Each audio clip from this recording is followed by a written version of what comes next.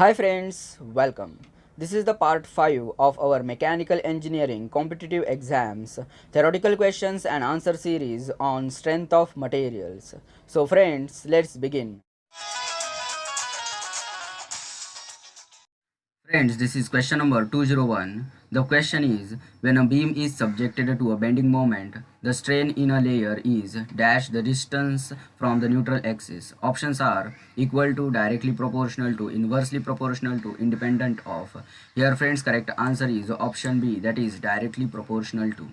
Next is the bending moment equation is, here friends these are the options, and here correct answer is option A, that is bending moment equation is m upon I is equal to sigma upon y is equal to E upon R.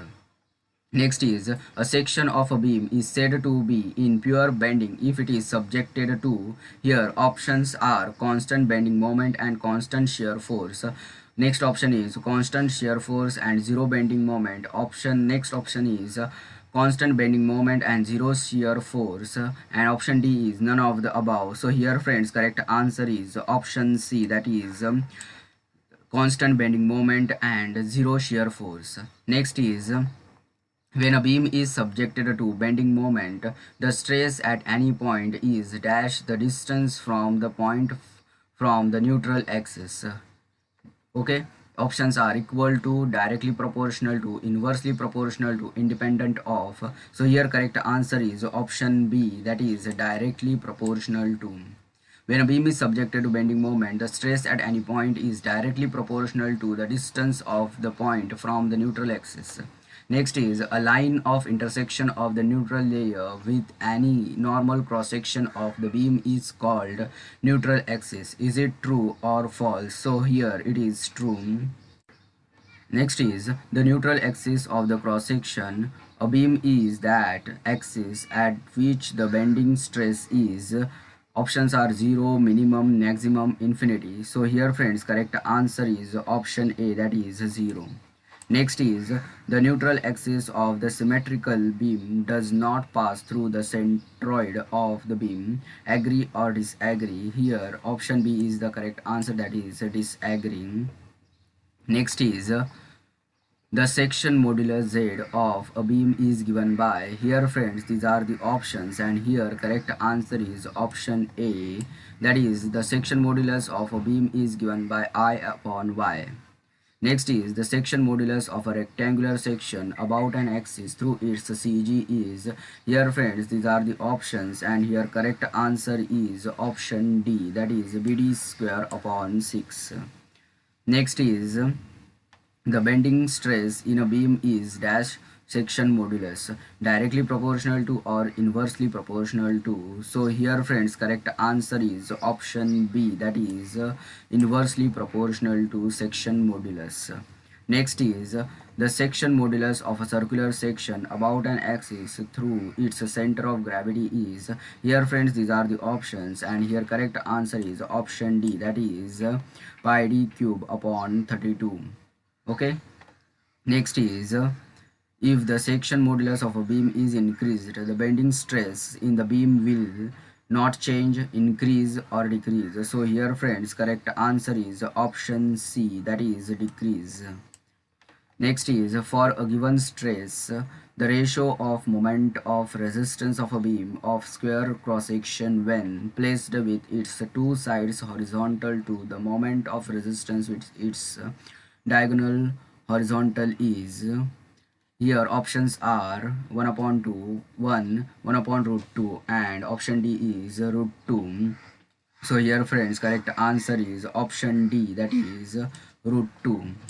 Okay, next is a square beam and a circular beam have the same length, the same allowable stress, and the same bending moment. The ratio of weights of the square beam to the circular beam is, here friends these are the options, and here correct answer is option C, that is 1 upon 1.12. Next is two beams, one circular cross section and the other of square cross section, have equal areas of cross sections when these beams are subjected to bending. Here friends, these are the options, and here correct answer is option B, that is square beam is more economical. Okay, next is, in a beam of uniform strength, the bending stress developed is constant and is equal to the allowable stress at every section of the beam. Is it true or false? So here it is true. When a cantilever beam is loaded at its free end, the maximum compressive stress shall develop at, options are bottom fiber, top fiber, neutral axis, center of gravity. So here friends, correct answer is option A, that is bottom fiber. Okay, next is, a beam of uniform strength may be obtained by, options are keeping the width uniform and varying the depth, keeping the depth uniform and varying the width and depth both, and option D is any one of the above. So here friends, correct answer is option D, that is any one of the above. Next is, if the depth is kept constant for a beam of uniform strength, then its width will vary in proportional to, here options are m, option B is root m, option C is m square, option D is m cube, where m is equal to bending moment. So here friends, correct answer is option A, that is m, bending moment. Next is, a beam of uniform strength has, here friends, these are the options, and here correct answer is option B, that is, here a beam of uniform strength has the same bending stress at every section. Next is question 221. The bending stress in a beam is dash bending moment. Here friends, these are the options, and here correct answer is option D. That is, here the bending stress in a beam is directly proportional to bending moment. Next is, at the neutral axis of a beam. Here friends, these are the options, and here correct answer is option D. That is, at the neutral axis of a beam, the layers do not undergo any strain. Next is, the neutral axis of a beam is subjected to dash stress. Here options are 0, maximum tensile, minimum tensile, maximum compressive. So here friends, correct answer is option A, that is 0 stress. Next is, the neutral axis of a transverse section of a beam passes through the center of gravity of the section and is, here friends, these are the options, and here correct answer is option D, that is at right angle to the plane in which the beam bends. On one side of a neutral axis of a beam there is a tensile, and on the other side of the beam there is a compressive stress. Agree or disagree? So here friends, answer A is the correct answer, that is agree. In a beam subjected to pure bending, the intensity of stress in any fiber is dash the distance of the fiber from the neutral axis. Here options are equal to, less than, more than, directly proportional to. So here friends, correct answer is option D, that is directly proportional to. Next is, the rectangular beam A has length L, width B, and depth D. Another beam B has the same length and width but depth is double that of A. The elastic strength of beam will be dash as compared to beam A.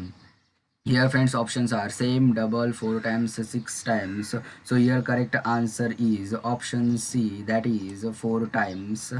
Next is, a rectangular beam A has length L, width B, depth D. Another beam B has the same length and depth but width is doubled that of A. The elastic strength of beam B will be dash as compared to beam A. So here friends, these are the options, and here correct answer is option B, that is double.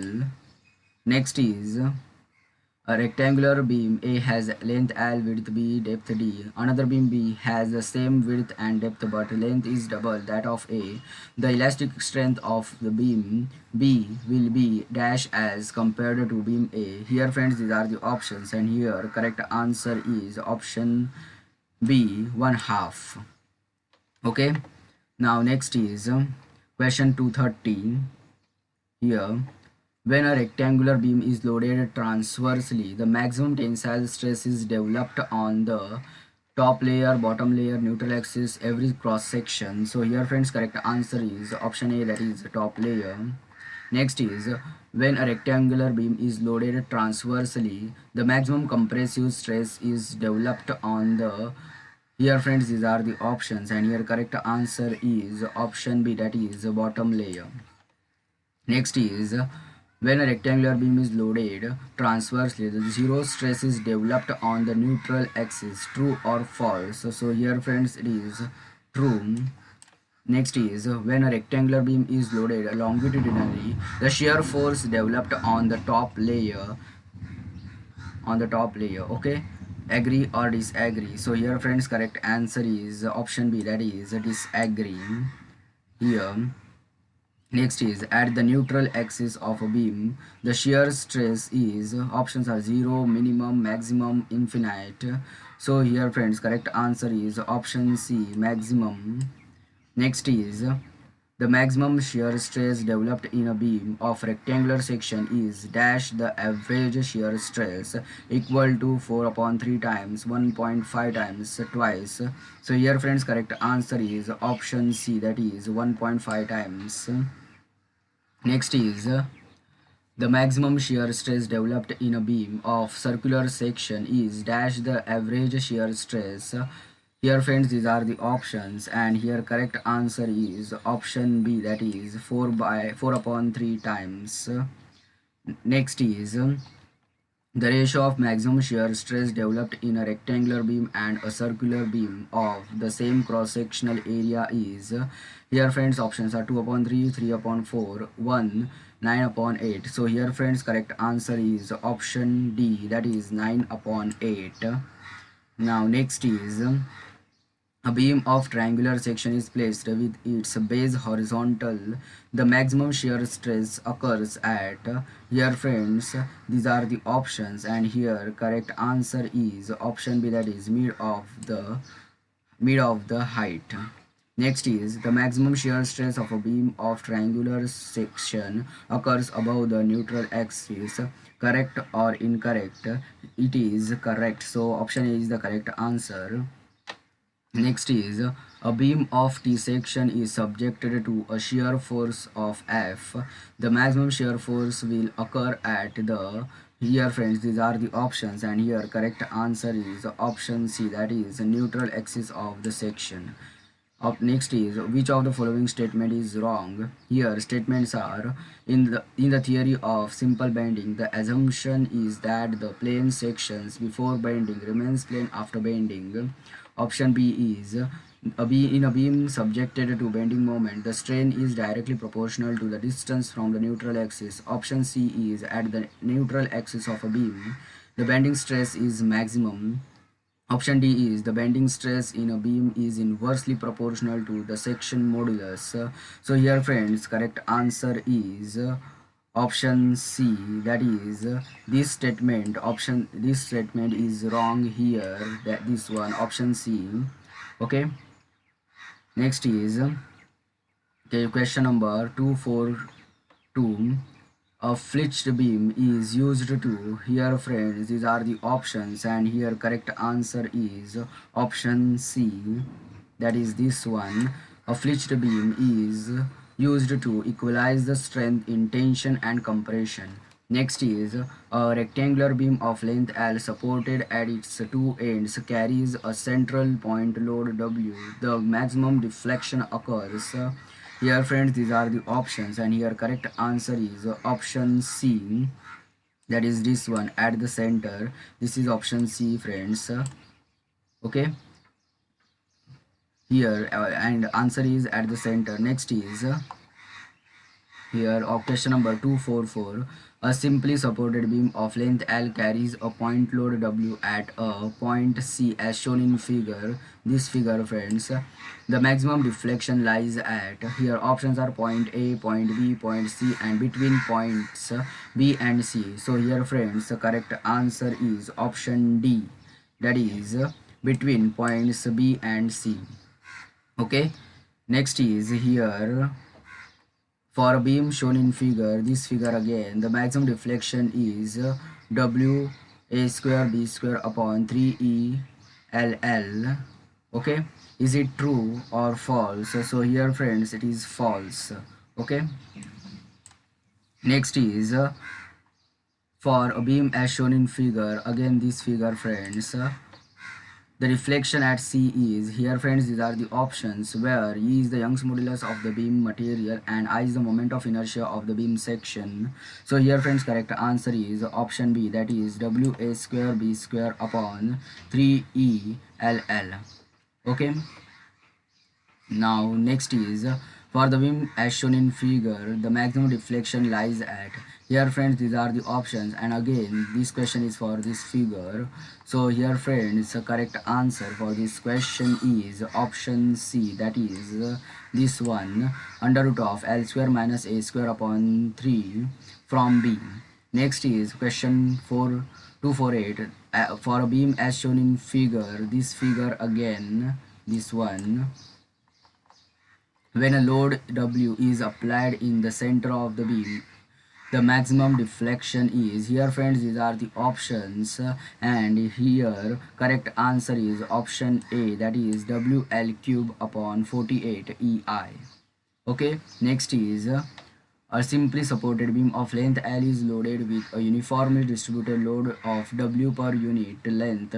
The maximum deflection is 5 WL raised 4 upon 384 EI and lies at the center of the beam. Here options are true or false. So here it is true. The simply supported beam A of length L carries a central point load W. Another beam B is loaded with a uniformly distributed load such that the total load on the beam is W. The ratio of maximum deflections between beams A and B is, here friends these are the options, and here correct answer is option B, that is 8 upon 5. So friends, in this video we have completed our part 5 of mechanical engineering competitive exams theoretical questions and answer series on strength of materials. Thank you friends for watching this video. Like, share and comment for this video and subscribe my channel. Thank you.